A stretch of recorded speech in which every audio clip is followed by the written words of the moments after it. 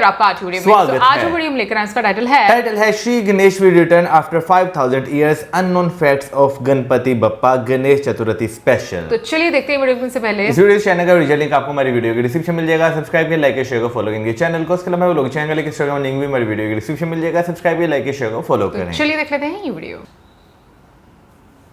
वो त्योहार आ रहा है जब महाराष्ट्र के हर चौराहे और गली मोहल्लों से ढोल ताशों की गर्जना सुनाई देती है।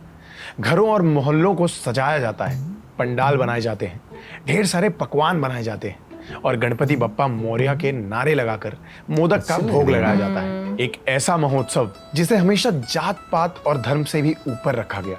एक ऐसा महोत्सव जिसने आजादी की आग को एक बार फिर भड़काया और लोगों में एकता की भावना को जगाया। भक्ति और एकता का प्रतीक वो महोत्सव आज करीब 170 साल बाद भी एक ऐसा भव्य उत्सव है जो लोगों को आपस में जोड़कर रखता है। हर कोई खुशी से झूम उठता है जब उनका आगमन होता है। विघ्नहर्ता, मंगलकर्ता, हमारे प्रिय गणपति। हम भगवान विष्णु को सृष्टि का पालनहार मानते हैं। उन्होंने समय समय पर अपने अलग अलग अवतारों से इस संसार की रक्षा की और आने वाले समय में अपने कल्कि अवतार से बुराई का विनाश करेंगे। लेकिन कई लोग ये नहीं जानते कि इस कार्य में वो अकेले नहीं होंगे, उनका साथ देने आएंगे हमारे प्रिय गणेश जी। मुझे नहीं पता था। मुझे भी नहीं। ये कहानियां हमारे इतिहास और संस्कृति की गहराइयों में पाई जाती हैं, जिन्हें ढूंढने के लिए हमें कई दिनों तक रिसर्च करनी पड़ती है। कई सारे ग्रंथ, इंटरव्यूज, रिसर्च पेपर्स पढ़ने में पता ही नहीं चलता कि कितने घंटे एक स्क्रीन के सामने गुजर गए। और फिर सर दर्द, आंखों पर जोर और नींद खराब। इसलिए अब मैं यूज करता हूँ लेंसकार्ट के ब्लू लेंसेस। ये ना सिर्फ स्टाइलिश, लाइटवेट और अल्ट्रा ड्यूरेबल हैं, नहीं भी बल्कि बहुत मेरी लाइट है। आंखों को स्क्रीन के हार्मफुल रेस से भी बचाते नहीं, हैं। लेकिन ये और प्रॉब्लम हमारे लेंसकार्ट साथ की भी होती है ना। सर्विसेज बहुत नहीं, मैं तो ये convenient बस है। यही चीज़ इनके स्टोर्स पर मुझे फ्री आई चेकअप मिल जाता है और मेरे फेस के हिसाब से 500 प्लस ट्रेंडी डिजाइन्स जो कि पावर और जीरो पावर दोनों में अवेलेबल हैं। डिस्क्रिप्शन में स्पेशल ऑफर का लिंक है जिसके जरिए आप पा सकते हैं फ्री ब्लू स्क्रीन ग्लासेस और प्रोग्रेसिव लेंसेस लेंसकार्ट के सभी फ्रेम्स पर। और साथ ही लेंसकार्ट की आइकॉनिक सेल में सभी सनग्लासेस पर 60% off. Go and check it out. For युगास। गणेश पुराण में बताया गया है कि गणेश जी चारों युग यानी सतयुग, त्रेता युग, द्वापर युग और कलयुग में अलग अलग अवतार लेते हैं। कृतयुग यानी सतयुग में देव माता अदिति और महात्मा कश्यप के घर पैदा हुए श्री गणेश के अवतार महोत्कट शेर पर सवार 10 भुजाओं वाले रूप में आकर गणपति ने 2 असुरों देवांतक और नारांतक का संहार किया। त्रेता युग में कैलाश पर्वत पर एक मंत्र का जाप कर देवी पार्वती ने कई वर्षों तक तपस्या की, जिसके बाद गणेश जी ने उनके पुत्र के रूप में जन्म लिया। 6 भुजाएं, चंद्र समान चमकता सफेद शरीर और उनका वाहन एक मोर। इसी वजह से उनका नाम पड़ा मयूरेश्वर। गणेश पुराण के अनुसार मयूरेश्वर के जन्म का उद्देश्य कुछ और था। वो उद्देश्य था सिंधु राक्षस का वध करना, जिसने अमृत प्राप्त करके तीनों लोकों पर विजय हासिल की थी। मयूरेश्वर ने आगे चलकर सिंधु को पराजित कर उसके पेट को चीर कर अमृत निकाल दिया और सिंधु के कहर से सृष्टि को आजाद किया। इसी तरह द्वापर युग में भी गणेश जी महादेव और माता पार्वती के पुत्र स्वरूप पैदा हुए। उनकी 4 भुजाएं थी और उनका सिर एक हाथी का और उनकी सवारी एक मूषक था। उनका लक्ष्य था ब्रह्मा जी के पुत्र सिंधुरासुर के अत्याचार से संसार को मुक्त करना। सिंधुरासुर जो इतना शक्तिशाली था कि उसके डर से ब्रह्मा जी अपनी जान बचाकर भाग निकले। और तो और उसने एक बार स्वयं महादेव को युद्ध के लिए ललकारा, लेकिन सिर्फ 9 साल के गजानन भगवान ने उसे पराजित कर दिया। कलयुग मतलब डिफरेंट युग में उनकी। कल्कि पुराण के अनुसार कलयुग के अंत में पृथ्वी पर मानवता की हालत बहुत भयंकर हो चुकी होगी। धरती सूख कर फट चुकी होगी और आसमान से तेजाब की बारिश होगी। मानव समाज में छल, कपट, ईर्ष्या और क्रोध अपनी चरम सीमा तक पहुंच चुके होंगे। लोग अपने परिवार में ही एक दूसरे को धोखा देंगे और नरभक्षी बनकर अपने ही भाइयों का मांस खाएंगे। इंसान पूरी तरह एक दानव बन चुका होगा। इस सब के पीछे होगा एक राक्षस, कली, जो धर्म और अच्छाई को नष्ट कर देगा। इस राक्षस कली का विनाश करने के लिए प्रकट होंगे भगवान विष्णु के 10वें और आखिरी अवतार कल्कि अवतार। एक भीषण युद्ध होगा जिसमें कली की पराजय होगी। लेकिन ये युद्ध कल्कि अकेले नहीं लड़ेंगे, उनके साथ होंगे गणेश जी के अवतार धूम्रकेतु। नीले घोड़े पर सवार होकर अपने रौद्र रूप में धूम्रकेतु प्रकट होंगे। वो कल्कि अवतार के साथ मिलकर कली और उसके दैत्यों से लड़कर उनका संहार करेंगे। भविष्य पुराण के अनुसार गणेश जी के इस चतुर्थ अवतार धूम्रकेतु या धूम्रवर्ण का जन्म कलयुग में होगा और वो दुष्ट लोगों का नाश करेंगे। धूम्रकेतु का एक अर्थ है धुआं और दूसरा अग्नि। इसका मतलब है कि जब पृथ्वी के अंत का समय आएगा तब धूम्रकेतु कल्कि अवतार के साथ मिलकर बुराई और अधर्म को भस्म करके नए युग की नींव रखेंगे। इस प्रकार धूम्रकेतु और कल्कि मिलकर धर्म और शांति को स्थापित करेंगे और एक नए युग की शुरुआत करेंगे। गणेश जी को रिद्धि सिद्धि के दाता माना जाता है, जो संसार के विघ्न दूर करते हैं और ऐसी कोई पूजा नहीं जो उनके बिना शुरू की जाए।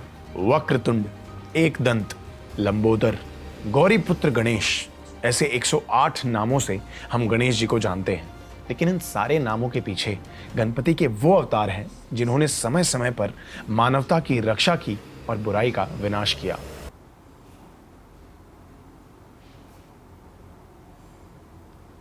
मुद्गल पुराण में कहा गया है कि गणेश जी ने मानव के अंदर की 8 बुराइयों का विनाश करने के लिए 8 अवतार लिए।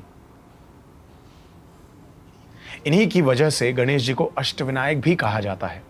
इनमें से सबसे पहला अवतार है वक्रतुंड का। माना जाता है कि मत्सरासुर नाम का एक असुर इंद्रदेव का भक्त था, लेकिन इंद्रदेव ने उसे कभी स्वीकार नहीं किया। इंद्रदेव की इस अस्वीकृति की वजह से मत्सरासुर पूरी तरह जलन की भावना से भर चुका था।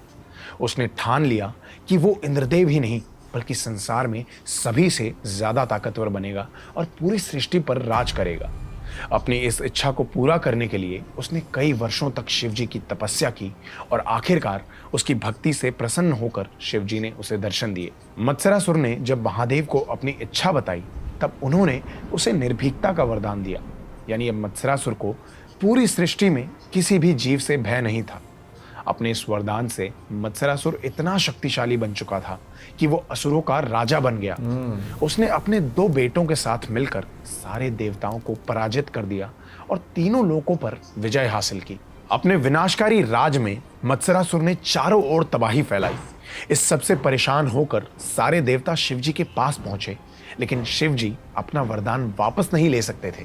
इसलिए उन्होंने देवताओं को सलाह दी कि वो गणेश जी की आराधना करें। सारे देवताओं ने मिलकर गणेश जी की तपस्या की, जिसके बाद वो उनके सामने अपने विशाल वक्रतुंड अवतार में प्रकट हुए। शेर पर सवार 10 भुजाओं वाले गणपति का ये अवतार देखकर सारे देवता उनके चरणों में गिर गए।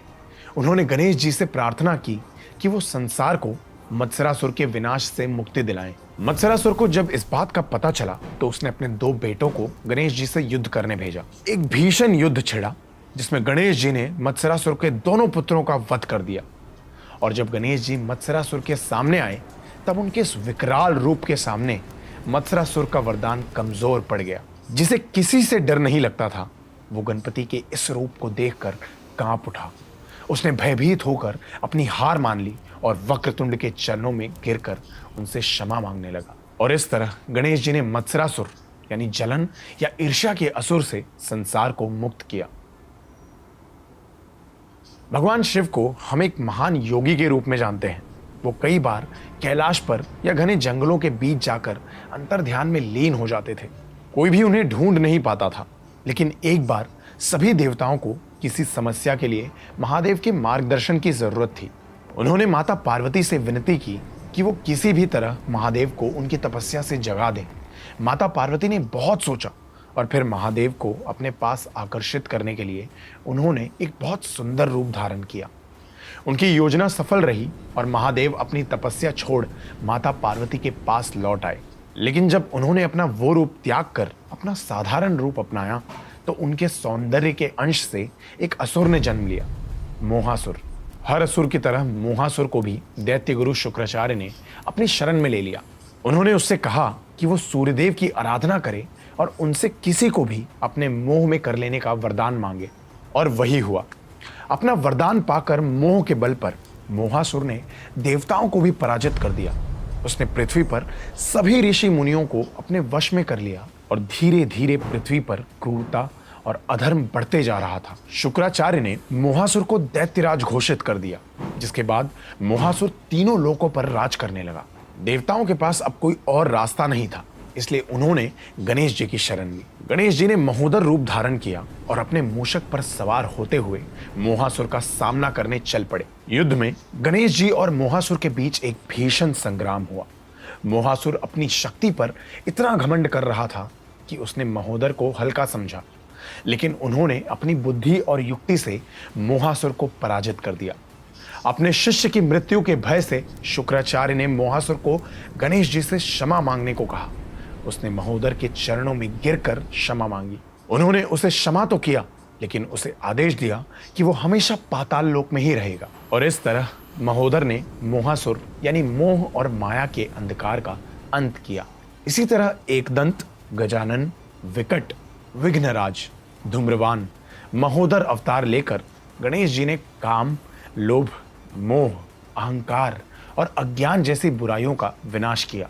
गणेश जी का महत्व हमारे पौराणिक ग्रंथों में ही नहीं, बल्कि हमारी आम जिंदगी में हर रोज नजर आता है। कोई भी कार्य, कोई भी पूजा का आरंभ गणेश जी को याद किए बिना नहीं होता। वे नटखट बालक के रूप में बच्चों के दोस्त भी बन सकते हैं और समय आने पर दुष्टों का विनाश करने के लिए एक भयानक रूप भी ले सकते हैं। अगर आप गणपति से जुड़ी कुछ और कहानियां जानना चाहते हैं तो यहाँ क्लिक कीजिए।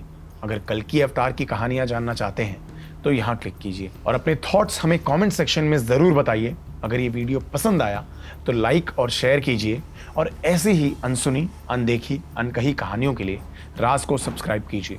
मिलते हैं अगले वीडियो में। भाई एक चीज़ बिल्कुल क्लियर है कि जब आप किसी चीज़ के बारे में जानते हैं ना, तो आपको उसके लिए वाकई में बहुत ज़्यादा डीप रिसर्च जो है वो करनी पड़ती है। अभी जैसे हमने कल की मूवी जो है वो देखी, उसमें जो है इस चीज़ का जिक्र तो जो है वो किया गया कि कल की जो हैं वो आएंगे, उनके साथ जो है अश्वत्थामा होंगे और साथ में कर्ण भी जो है वो आपको देखने के जो है वो मिलेंगे। लेकिन गणेश जी की अगर बात की जाए तो वैसे जो गणेश फेस्टिवल हम बहुत ज़्यादा देखते हैं कि भाई महाराष्ट्र में बहुत धूमधाम से उसे जो है वो मनाया जाता है और अभी जो है रिसेंट टाइम्स में ये इवेंट जो है वो फेस्टिवल चल भी रहा है। लेकिन जो है भाई जब इस सृष्टि का अंत होने वाला होगा तब वो भी आएंगे मदद के लिए। ये एक काफ़ी जो है ना नया फैक्ट था मेरे लिए आज। बिल्कुल, मेरे लिए भी बहुत ही एक मैं कहूँगी ये डिफरेंट इन्फॉर्मेशन थी, क्योंकि इससे पहले हम लोगों ने जितनी भी वीडियोस देखी, हम लोगों ने कल्कि के बारे में ज़्यादा वीडियोस देखी हैं कि आने वाले टाइम में क्या होगा।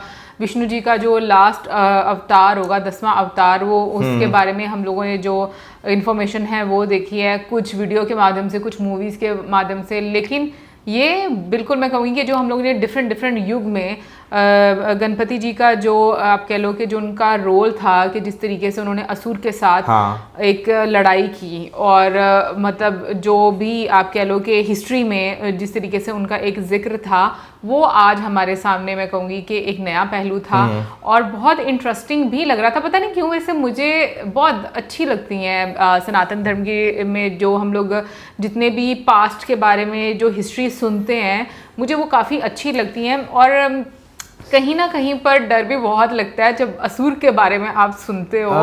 और लाइक और मैंने एक चीज़ ये देखी है कि दुनिया का कोई भी रिलीजन है ना, उसमें एक चीज़ का जिक्र डिफरेंट तरीक़ों से ज़रूर किया गया है कि जब लास्ट आप कह लो कि ये दुनिया जब ख़त्म होने वाली होगी तो उसके बाद क्या होगी, जैसे सूखा पड़ना शुरू हो जाएगा। अभी वैसे इसमें तेज़ाब की बारिश होगी। अब मुझे नहीं पता कि लिटरली यही मीनिंग लेना है या मतलब क्या इसका मतलब है, इसका क्या महत्व है। बारिश या शायद उसे बारिश हो वो इस तरह की हो, किसी काम की ना हो। हाँ, कि इसका मतलब ये भी हो सकता है। और लोग जो हैं, जो अगर देखा जाए तो कुछ चीज़ें तो मुझे ऐसी लगती हैं कि अभी से स्टार्ट हो चुकी नहीं है। जैसे अगर हम देखें, आपके अपने जो हैं वो आपको धोखा देना शुरू हो जाते हैं। बिल्कुल। और अगर कोई भी प्रॉब्लम होती है, जैसे हम लोग देखते भी हैं, तो उसमें सबसे पहले आपके अपने ही कहीं ना कहीं पर इन्वॉल्व होते हैं। फिर उसके बाद आपके दोस्त आपको धोखा दे देते हैं। आप मतलब जिगरी यार होते हैं वो, जिन पर आप डाउट भी नहीं कर सकते और वो आपको विश्वास जिन पर होता है। हाँ, एग्जैक्टली वो। तो कहीं ना कहीं पर मुझे लगता है कि वो सारी चीज़ें जो है वो हम लोगों को नज़र आना शुरू हो गई हैं। लालच बहुत ज़्यादा लोगों में आ गया है। फिर उसके अलावा हर कोई इसी दौड़ में है कि भाई हमारे पास ज़्यादा होना चाहिए और हर किसी को ये लगता है हम गलत नहीं है, अगला बंदा गलत है। तो मुझे लगता है कि ये सारी चीज़ें जो हैं वो कहीं ना कहीं पर अब एग्जिस्ट करना शुरू हुई। अब मुझे नहीं पता कि वो टाइम कितना करीब है या कितना दूर है, लेकिन जो बातें बताई जाती हैं वो कहीं ना कहीं पर हमें देखने को मिलती बस वो अभी वो चीज रह गई कि भाई भाई का जो ना मांस खाए, वो बट चीज है मौजम तुम वो ये रह भी तो चुकी है। देखो, भाई भाई को जायदाद के लिए कत्ल भी तो कर देता है। बिल्कुल मतलब जरूरी तो नहीं, मैं यही तो कह रही हूँ लिटरली मीनिंग लेने का तो नहीं हो सकता। जैसे तेजाब की बारिश, इसका मतलब ये तो नहीं ना कि तेजाब वाली बारिश। वीडियो देखते हुए ना मेरे ज़हन में एक चीज जो है वो आ रही थी, क्योंकि हम देख रहे हैं कि असुर जो हैं उन्हें जो है बार बार वरदान जो है वो दिए जा रहे हैं। तो मेरे दिन में ये चीज़ चल रही थी कि जब वरदान इनकी जब पता है कि भाई ये एक ऐसी चीज़ की डिमांड कर रहे हैं जो कि आने वाले टाइम में ख़राब करेंगी, ठीक है ना, फिर क्यों ऐसे वरदान जो है वो दिए जाते थे? वैसे ये चीज़ें मेरे जहन में भी आती थी, लेकिन ये कि मुझे कहीं ना कहीं पर इसका जवाब इस तरह से मिला तो मतलब मुझे ये चीज़ सही लगती है। अभी देखो बात होती है तपस्या की, हम तपस्या करते हैं और कहते हैं कि सबसे ज़्यादा आपको मतलब आसानी से अगर मतलब आप तपस्या करते हैं, जो मैंने सुना हुआ है, ठीक है ना, इसमें मैं गलत भी हो सकती हूँ, आप शिव जी की तपस्या करते हो आपको वरदान मिल जाता है जल्दी, वो जल्दी खुश हो जाते हैं आपसे। अच्छा। लेकिन उसके साथ एक मैं तुम्हें एक एग्जांपल देती हूँ, क्योंकि इस एग्जांपल से ही मुझे चीज़ें जो है वो समझ में आना शुरू हुई थी कि देखो बात होती है सारी आपकी डेडिकेशन की। अगर हम इस दुनिया में भी देखें तो जो गलत काम करते हैं लोग, क्या उनको रिवॉर्ड नहीं मिलता? उनको भी मिलता है, लेकिन वो क्या करते हैं उसके लिए मेहनत करते हैं, ठीक है ना, मेहनत तो होती है ना। अब डिपेंड करता है कि एनर्जी कौन ज्यादा लगाता है। हम ऊपर वाले के लिए तो सब इक्वल हैं, ठीक है ना, और हमने अपने मुताबिक जो है लाइक चीजें जो काउंटर भी करनी है, ठीक है ना। अगर किसी बुराई करने वाले को ताकत मिली है तो हमें भी वो ताकत है कि हम उसको काउंटर कर सकें, ठीक है ना, और हम भी उतनी तपस्या करके कोई वरदान जो है वो मांग सकें। सो बेसिकली अगर आप एफर्ट करोगे तो चीज़ें जो है ना मतलब आपको मिलेंगी और आपकी सही भी होंगी। अब मेरी अंडरस्टैंडिंग में ऊपर नीचे बताने में हो सकता है, लेकिन जो चीज़ें मुझे समझ में आई वो नहीं, मैं समझ रहा हूँ आपकी बात जो है तो ना। तुम्हें समझ लग रहा है, क्योंकि मेरा समझाने का तरीका बड़ा अजीब सा होता है, जो समझ नहीं आता। बेसिकली आपकी एफर्ट्स जो हैं वो मैटर करती हैं और इसमें कोई शक नहीं। भाई नेगेटिव इंसान जो है वो अपनी, मैं कहता हूँ कि पॉजिटिव लोग जो होते हैं ना वो फिर भी जरा कहीं ना कहीं एक जगह पे आके बैठ जाते हैं कि अच्छा यार ये काम नहीं हो रहा, ये सब छोड़ ही देते हैं। लेकिन बाकी नेगेटिव लोगों में ये चीज़ मैंने देखी कि वो आखिर तक जो है वो अपना जो है वो करते हैं। जैसे इंद्रदेव तक वो जो है उन्होंने इंद्रदेव को प्रसन्न करने की बड़ी कोशिश की तो वो नहीं हुए, तो वो हसद हिंसा इतनी बढ़ गई कि उन्हें अपना लक्ष्य जो है वो अचीव करना ही करना था, लेकिन उन्होंने रास्ता बदल लिया। इवन कि मैं ये चीज़ ना मुझे इस संसार को लेकर भी मेरे माइंड में आती थी कि जो नेगेटिव लोग होते हैं वो पावरफुल क्यों होते हैं। नेगेटिव से मुराद जो गलत कामों में इन्वॉल्व होते हैं लोग,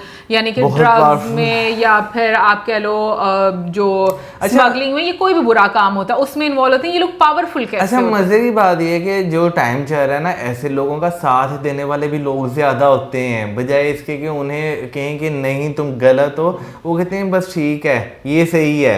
लेकिन वही बात है ना, आजकल का जो टाइम है उसमें ज्यादातर हमारे में मोह माया बहुत ज्यादा है, तो इस वजह से लोग भी ज्यादा अट्रैक्ट होते हैं उनके लिए। अभी मैं जैसे आजकल के टाइम में ज्यादा देखती हूँ कि लोगों को सिर्फ पैसा जो है वो मिलना चाहिए, लाइक उनको ये नहीं है बिल्कुल भी कि कहाँ से आ रहा है कैसे आ रहा है, बिल्कुल मैटर नहीं करता, हाँ कोई कंसर्न नहीं है। एनीवे बट एक चीज मेरे लिए हाँ भाई मैं ये भी जरूर पूछना चाहूंगी कि अगर मैं इस कॉन्सेप्ट को मौजम को समझाने में कहीं पर ऊपर नीचे हुई हैं तो प्लीज़ कमेंट सेक्शन में ज़रूर करेक्ट कीजिएगा। और दूसरी बात मैं ये भी पूछना चाहूँगी कि जैसे या अगर इसके पीछे कोई और वजह भी है तो वो भी ज़रूर बताइएगा, क्योंकि लिटरली वीडियो देखते हुए मेरे दिन में ये चीज़ आ रही थी, ताकि हम लोग जो है वो क्लियर हो। फिर उसके बाद एक और चीज़ मैं वो पूछना चाहूँगी, वीडियो में जो ब्रह्मा जी की बात थी, उनके पुत्र की बात की गई थी ना असुर की, तो मैं ये भी जानना चाहूँगी कि उनके पुत्र असुर थे, क्योंकि मुझे तो ऐसा ही लगा, मुझे भी यही समझ लगी है ना। तो मतलब वो इतने पावरफुल कैसे हो गए, और कि मतलब ब्रह्मा जी जो है वो भी उनसे मतलब डर के मतलब डर के वो चले गए वहां से, ऐसा क्यों हुआ ये जरूर हम लोगों को कमेंट सेक्शन में बताइएगा। इसलिए मैं कहती हूँ कि इतना डीप है सनातन धर्म और इतनी सारी चीजें जानने के लिए कि आपको लगता है ना कि आप कुछ जान रहे हो तो आपके सामने फिर इतना कुछ आ जाता है कि आपको लगता है आप कुछ भी नहीं जानते हो। तो कमेंट सेक्शन में ज़रूर बताइएगा। बाकी हम यही दुआ करते हैं कि अच्छे से ये संसार रहे और आने वाला टाइम भी जो है वो अच्छे से मतलब गुजरे। लेकिन जो चीज़ें लिखी हुई हैं मेरा बहुत यकीन है कि वो सब होगा, वो यकीनन होगा, क्योंकि आपको नज़र आता है कि हाँ ये चीज़ें हो रही हैं। अब तुम ये देखो कि इन्वायरमेंट को लेकर अगर हम लोग देख रहे हैं सब कुछ हो रहा है, हाँ सब कुछ हो रहा है। एनीवे गाइस ये तो तुम्हारी आज की वीडियो, आई होप आपको अच्छी लगी होगी और इसी के साथ मेरे वीडियो